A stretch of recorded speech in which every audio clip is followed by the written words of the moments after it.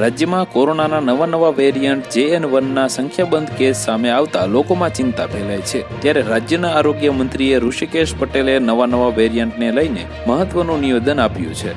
આરોગ્ય મંત્રીએ જણાવ્યું કે કોરોનાના તમામ કેસોનું જીનોમ સિક્વન્સ કરાઈ રહ્યું છે। તેમણે આ અંગે જણાવ્યું કે 4000 કેસ આવે ત્યાં સુધી જીનોમ સિક્વન્સની તપાસ કરવામાં આવે છે। એટલું જ નહીં, નવા વેરિયન્ટમાં 36માંથી 22 દર્દીઓ સાજા થયા છે। વધુમાં ઋષિકેશ પટેલે જણાવ્યું કે 14 કેસ હાલ આઇસોલેશનમાં છે।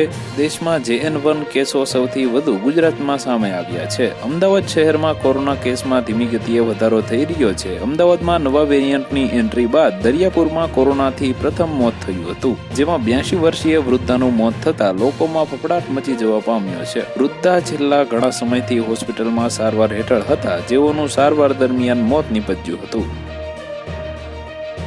તો વધુ માહિતી મેળવવા માટે ચેનલ સાથે જોડાયેલા રહો। વિડીયો પસંદ આવે તો લાઈક કરી દેજો। ચેનલમાં નવા છો તો સબસ્ક્રાઇબ કરી દેજો।